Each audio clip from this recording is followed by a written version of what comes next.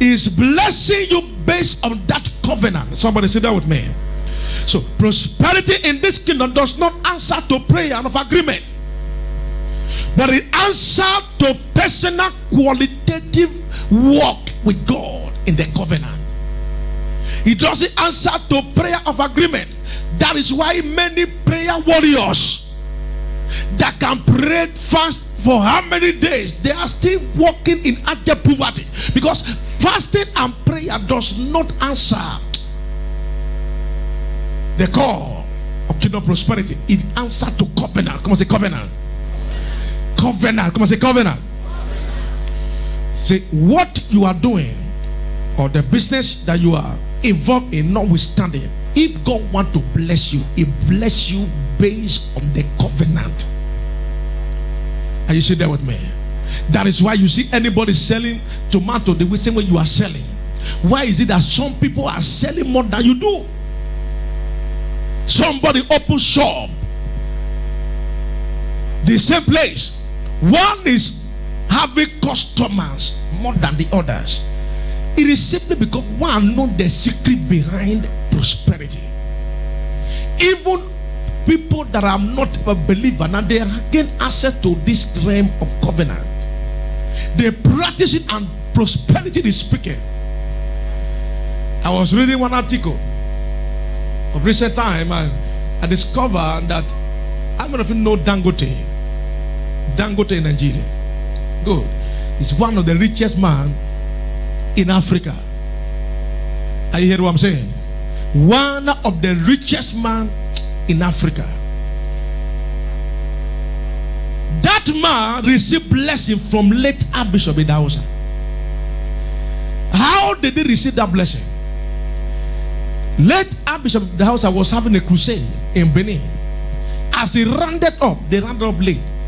He has two guests from US that was to fly back that same day, and they ran to the airport to discover that the boarding gate has shut.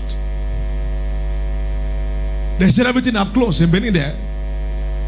He said, this my visitor must go. Let the plane to wait. He commanded the plane to wait. They said the flight is fully booked. Let the flight wait. He entered the flight. I don't know how he entered, but he stood in the flight there. And he started to tell them, I have two visitors here that must reach Lagos right now, because they have to catch up flight back to the United States. And he requested for two people to stand up inside the flight.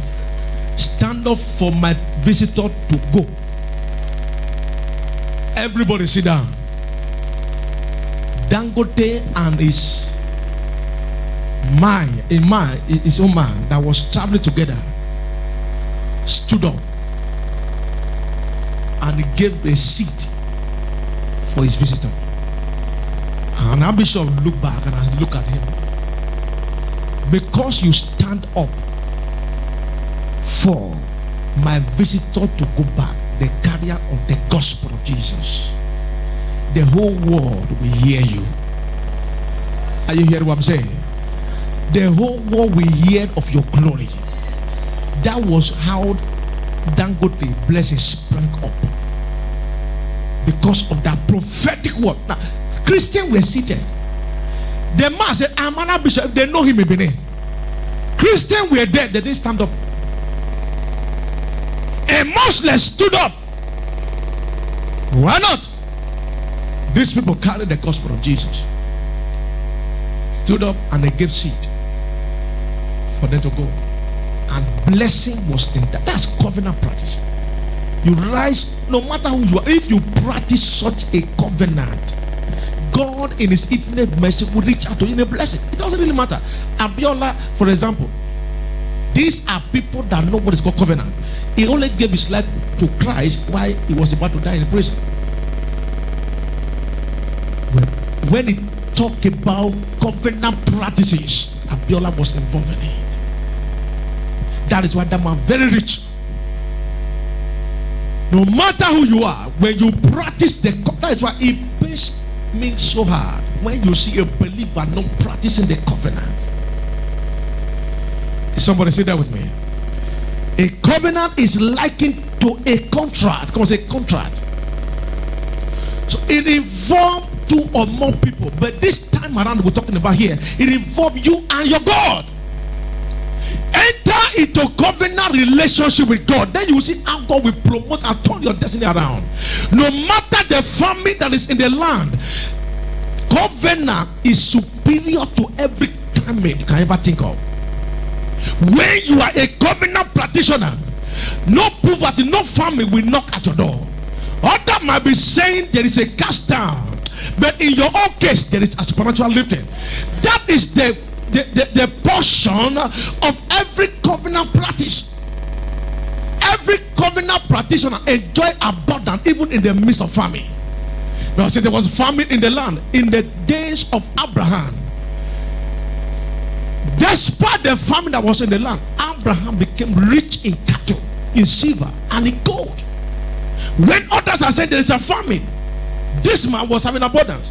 Now, coming to Isaac, there was a famine in the land, but in the midst of that famine, God blessed Isaac even in a foreign land, in a Philistine, in a foreign land, and Isaac became the envy of the Philistines.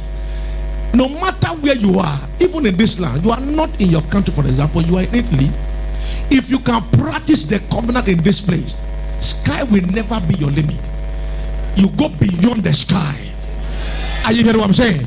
Don't say, come on, until I get back home where you coming from before you can practice the covenant. Covenant speaks in every nation. What are you talking about? Jacob, for example. Jacob, there was famine in the whole land in the days of Jacob. Money failed, but Jacob still had money to send his people to go and buy food in Egypt. Even when Joseph discovered that this are his brethren, and he returned the money stylishly back to them, and they brought the money back home, and they told their father, this is what happened. We discovered that our money was still intact. This man that didn't collect money from, I don't know how he came. The man, he said, wow, this is divine providence. Oh, the God of Abraham, Isaac, and Jacob. You know that there is famine. You let these people to go and return with their money. Oh God, thank you. You know, come on. When you are going next time, take this money back to them. Peradventure might be oversight that they made mistake and they turn your money back to you. Return the money back to them.